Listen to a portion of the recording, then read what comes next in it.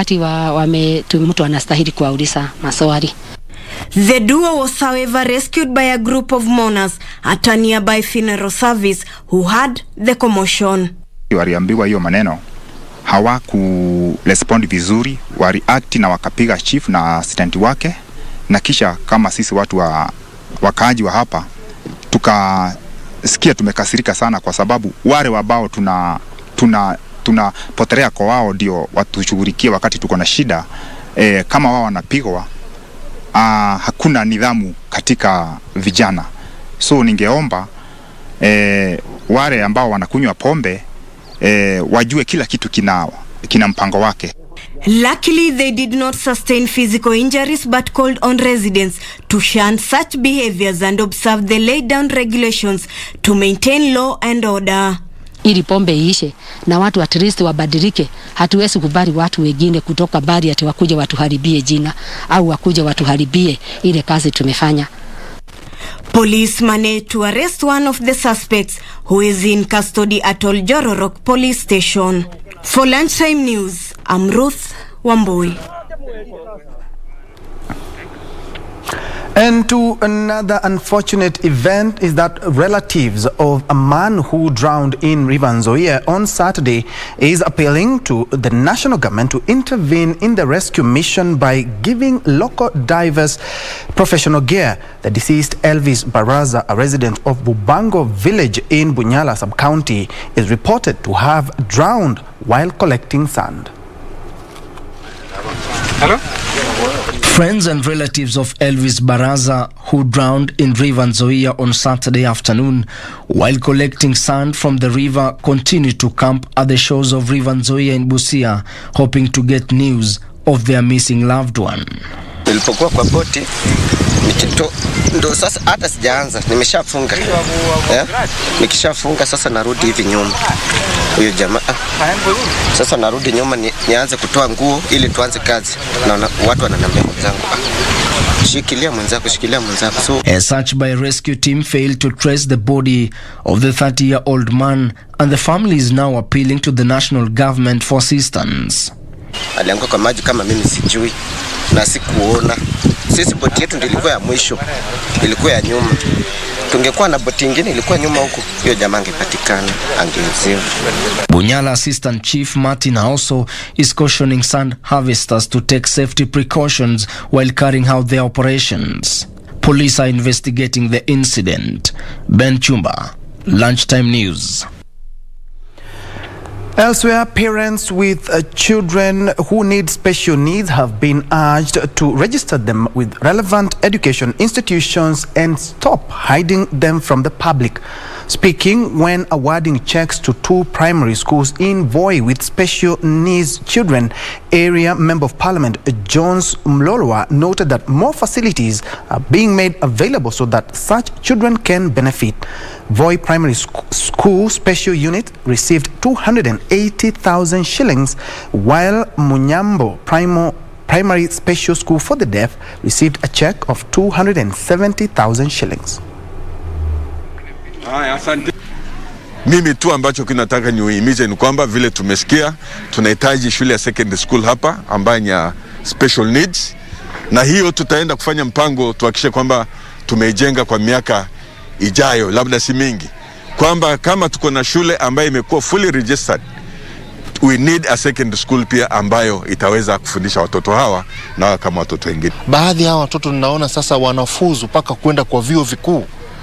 Tunaona kama wale wengine ambao wanatuelimisha wakiwa pale kwa TV, wale ambapo wanaposoma habari kama hapa Mwanyambo ambao tumekuja kwa wale ambao ni deaf. Tunashukuru tunapoona wanapoendelea. Tunaona wengine wanafanya paka masters size, wanaenda university. Kila mtoto hapa wazazi tumempatia 3,000. The Muslim community has been urged to promote peace and unity among themselves and extend the same to Christians as they prepare to usher in a new year as per Muslim calendar. The Muslim new calendar is marked in line with Prophet Muhammad new I'll take that again. The Muslim new calendar is marked in line with Prophet Muhammad migration from Mecca to Medina city as stipulated in the Holy Book of Quran. The Al-Aqsa mission from Egypt was in Kajiado County to teach young Muslims on the importance of peaceful coexistence with other religions. Local Muslim and religious leaders in Kajiado have called for peace and unity among Muslims and respect for other faithfuls in the society. Speaking at an event organized by the Al-Azhar mission from Egypt, who are in different parts of the world preaching the message of peaceful coexistence between religious establishments, the leaders called for sobriety. Because Islam order us live with our people. Because we are all Adam's sons, so كلكم لآدم. And Nabi sallallahu alayhi wa sallam said in his hadith, in his sunnah, كلكم لآدم, you are like Adam, and Adam is father for you. Christian is father, is brother for me. In preparation of the beginning of the new year, hundreds of Muslim children and youths benefited from an exclusive teaching on Muslim religion reflecting on Prophet Muhammad immigration. Kugura, immigration ya Prophet Muhammad sallallahu alaihi wasallam. Kugura ni kitendo kilifanywa zamani, lakini kwa mtizamo wa kisasa ama mafundisho ya kugura ni mtu kutoka katika sehemu kuelekea sehemu nyingine, kutoka katika giza kuelekea katika mwangaza, kutoka katika namba 10 kukuja kwa namba 1. Na hii hijra imetufundisha mambo mingi, mambo ya maingiliano kati ya Waislamu na wasiokuwa Waislamu, mambo ya maingiliano kati ya Waislamu na Waislamu. Ulimwengu wetu, especially Kenya, tumepata challenges nyingi za majaribio ya kuwezwa kuingizwa chuki kati ya Wakristo na Waislamu.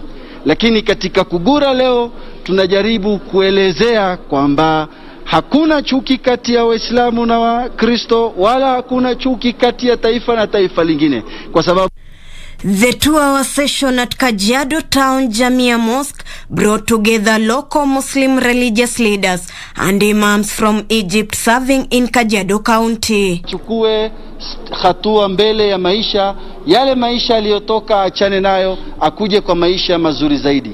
And all people is brothers. This is a Islamic teaching, and we must benefit by it. According to the Muslim calendar, the new year will begin by the end of this month. For Lunchtime News, I'm Ruth Wamboi. And a tomato farmer in Narosura in Narok South Sub-County is not letting chances or challenges facing the agriculture sector in the country get in the way of his passion for farming. John Ole Nakoru, who politely declined a job in the government in 2008, ventured into agribusiness, says he has never looked back as he has seen his farming business venture expand from the initial 1 hectare to 10 acres. Here's that story. At Narosura area in Narok South Sub-County, 56-year-old John Olenakola is busy irrigating his 5-acre piece of land that has mature tomato crops. Unaona hiyo ndio tuta. Ingine yenye umeona pale ni white flies. The father of 5 used to work with the defunct Electoral Commission of Kenya, and after it was disbanded in 2008, Olenakola opted to venture into farming. Kazi yangu ya kilimo ya nyanya ninaona ina manufaa nyingi katika jamii. Hivyo ninachagua kuwa mkulima wa nyanya, kwa sababu nikifanya hivyo nitakuwa nimesupport watu wengi katika hii value chain. Olenakola's agribusiness journey began on a small scale, cultivating a 1-acre piece of land, which he has expanded tenfold. Kisii ndio soko yetu kubwa, lakini kwa siku za usoni tumekuwa na soko la Kisumu, ambaye 60% ya nyanya yangu yote imeenda Kisumu. Kuna soko la Luanda na kuna soko la Kakamega. He however acknowledges tomato farming is not a walk in the park due to the high cost of input and middlemen, commonly referred to as brokers, who exploit farmers. Kwa sababu packaging yenye tuko naye siku hizi ni ile inaitwa turbo. Kwa crate moja kuna crate ingine 2 juu yake. Wanaweka box na wanaipandisha juu. Na shida kwa siku za usoni ni kwamba hii box haisimamii mahali moja, imekuwa telescopic. Inaenda ikipandishwa mpaka inakuwa inabeba kiwango kikubwa sana cha nyanya. Despite the many hurdles the sector faces, Ole Nakola says he has never looked back as the benefits outweigh the challenges and encourages upcoming tomato farmers to give it a shot. Hakuna option nyingine, hakuna kukata tamaa, ni kuendelea kupambana mpaka mwisho. Ukipata shilingi moja kwa shilingi, hiyo ni biashara mzuri. Ben Chumba, Lunchtime News. 4 schools in Lurambi constituency in Kakamega County are counting losses after thieves broke into the administration blocks and made away with property and money of unknown value. The affected schools include Mahiakalo, Nyayo T-Zone, Muyala and Mahiakalo primary schools. Police have launched investigations into the incident, even as administrators from the affected schools called on law enforcers to ensure that they get to the bottom of the matter.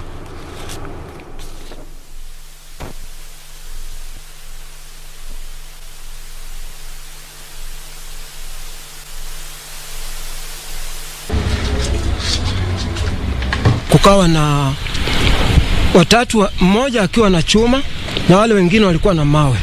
Wakanipiga kofi, nikamwambia hapana, angalieni na hii nyumba iko na nini. Nikamwambia hii ina vitu vya mikono vile utengezwa hapa, na ile ndio ofisi. Hivyo nikalazwa chini, mmoja akanikanyaga kwa shingo, mwingine kwa magoti upande wa chini, nikawa nimelazwa chini. Waliweza fanya hiyo kazi zaidi ya nusu saa, ambapo nilipoona taa imezimwa nikajua sasa ameenda, na hawa kaniachilia, nikatoa firimbi na hao wengine wakanifuata na panga na nikatoroka mbio, nikajiokoa kuenda kukimbia, nikapiga manduru hapa. Sasa kitu polisi walikuwa kwa patrolu usiku kwa barabara kwa junction, wanakuja mbio. Sasa kuingia hapa ndani, kufika ndani, askari wengine wanatufuata 2. Tunakaa hapa tangia saa 7 mpaka saa 9. Nothing has happened. Nobody has come. Alafu wanakuja wengine polisi na Land Cruiser. Wanaenda pale, wanageuka, wanakuja hapa, wanatembea hapa 2, wanatembea tu. Alafu wanaenda. Then we tunaambiwa ya kwamba the scene of crime police will come. Hata ukipeleka ripoti kwenye kituo, hauoni kama wanakusaidia. Sasa sisi tunashindwa tuende wapi? Na wao ndo wanatuambia kwamba haya masaa yanatakana muwe mmekaa kwenye majumba zenu. Sasa sisi tuko katika majumba, lakini wale watu wanakuja, na tena unasikia kwamba wanakuja na uniform za polisi. Sasa wanazitoa wapi?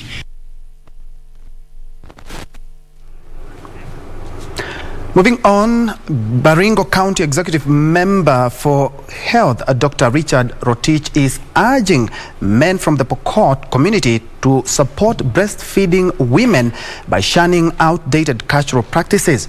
Dr. Rotich expressing concerns that a cultural trend which allows men to keep off from women during the entire period of lactation eventually affects the child growth negatively.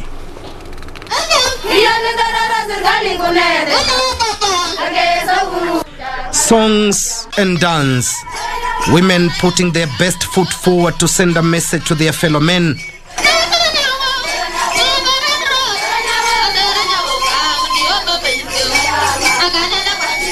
Baringo County CC for Health Dr. Richard Rotich encouraging men to embrace women's reproductive journey, especially from pregnancy to lactation. Kuhusu sisi wanaume tunaeleza kwamba hawana shughuli sana na watoto. Chukueni hiyo challenge kama jambo ya maana.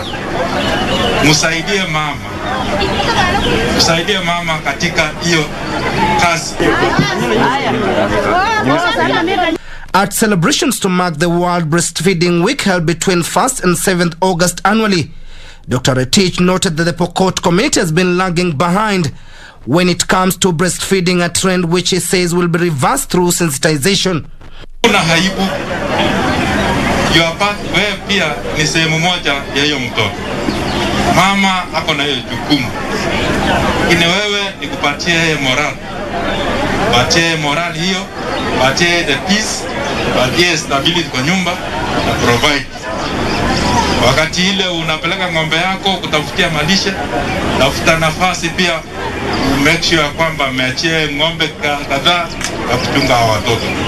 Koloa Assistant County Commissioner Paul Mogaya urged communities to abandon cultural practices that compromise the well-being of their children. Naomba kuzungumzia mambo na FGM kwamba tafadhalini tuweze kuacha vitendo hivyo.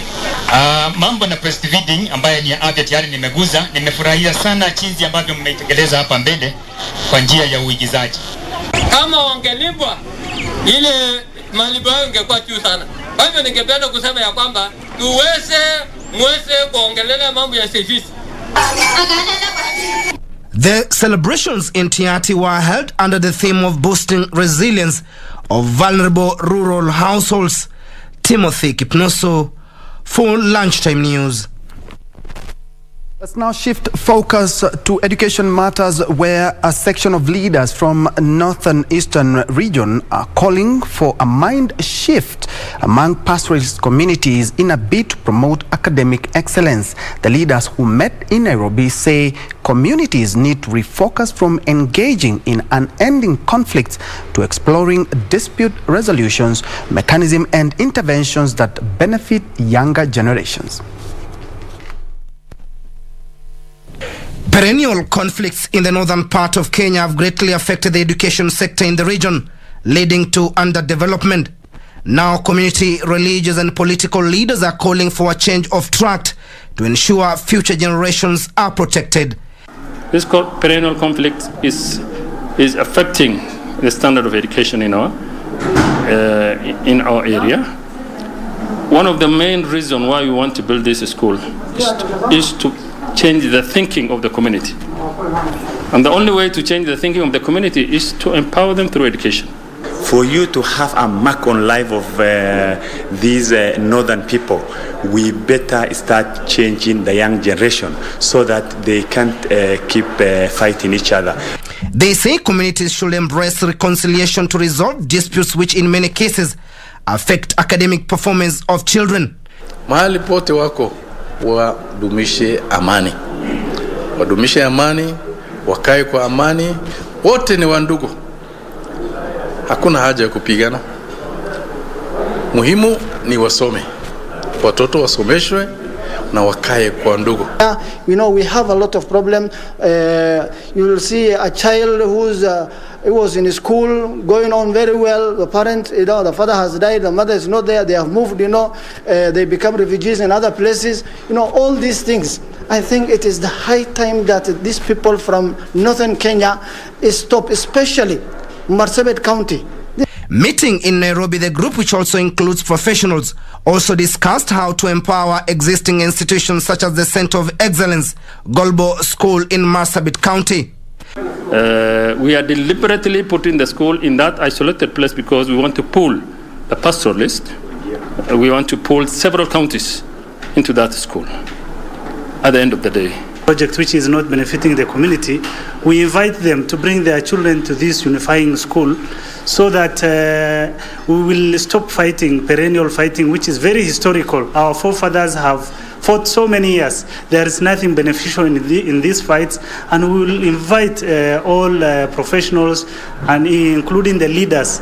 Please urge our people to really insist and take their children to school so that this mentality of fighting will come to exit this region of Marsabit County. These, as plans to establish more schools in the larger northeastern region, are ongoing. You're watching KBC Lunchtime News. Time to take a quick break, but we'll be right back with more news, including sports.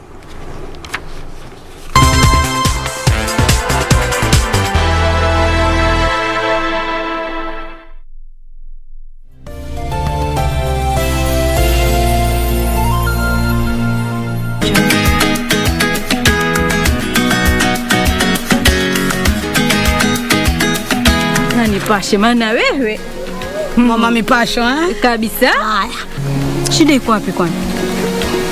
Mbona mimi napo habari zingine basi sielewi mama. Habari gani mpenzi? Na unguja sasa hivi tayari uondoka. Mimi nitakuletea mwanamume ambaye nitampenda mimi mwenyewe na ambaye nitamridhia mimi mwenyewe ambaye ni chaguo langu. Unajua nini Sule boy? Sio eti yako ameacha. Shanipata Unajua mtoto wa kike ndiko kuna sehemu anaenda. Mimi mpaka sasa yani najiuliza huyu jamaa alitushinda vipi? Bwana Senator, nakukishia huyu bwana.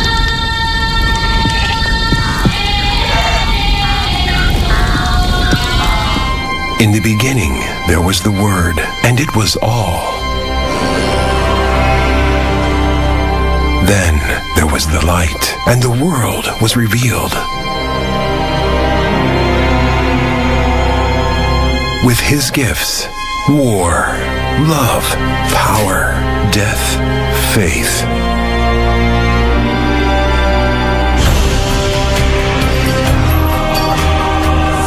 First chapter of the first book of World will be open again. Newly remastered in HD. Genesis.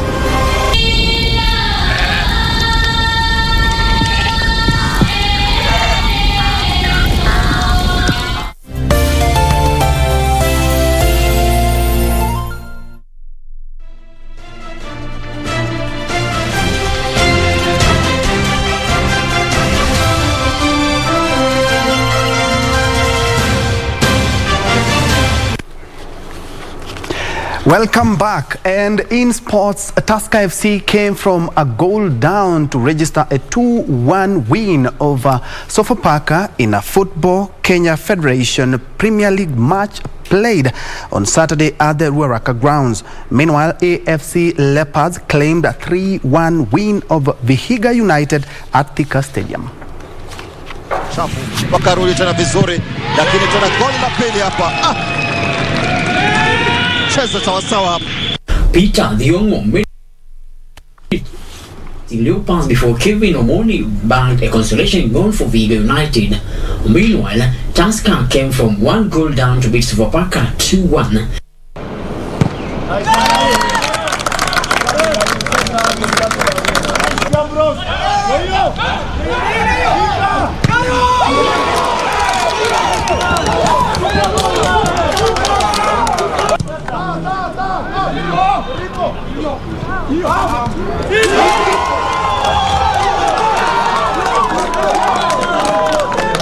No pressure, but every team has pressure. Everybody has pressure. So we control our pressure. Because if it was a pressure, we could not win today. Because we could be panicking now. So you know the league is on, and we are still focusing to next match. Out of 100, I can give ourselves 50%. We did not play well. So there's so many areas which you need to correct in terms of defending. Mathare beat Nairobi City Stars 2-0 while Bidco United settled for a 1-1 draw against Ulinzi Stars. Frederick Muki for Channel 1 Sports. And on that note, we wrap up KBC Lunchtime News. Thank you so much for keeping me company. For sports fans, do remember that Leicester did win the Community Shield yesterday against Manchester City by a solitary goal. Thank you indeed for watching. Byron Abuli has been our sign language interpreter for this afternoon. My name is Ben Troy Njue. Remember, for this and more, kindly do check out all our social media platforms. Have a blessed Sunday afternoon.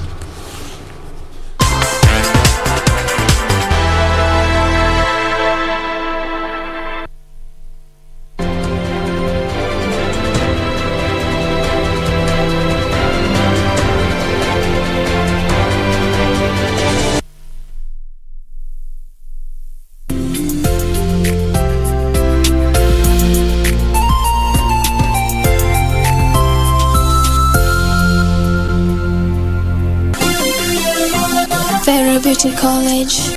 Vera Beauty and Fashion College with branches in Nairobi, Eldoret, Thika and Meru.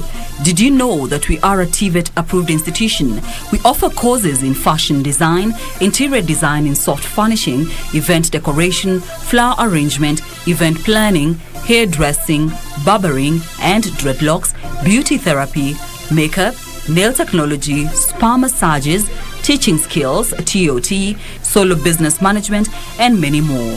Register now and visit our website on www.verabeautycollege.com. You can also call on 0725 923 550 Nairobi branch, 0728 087 689 Eldoret branch, 072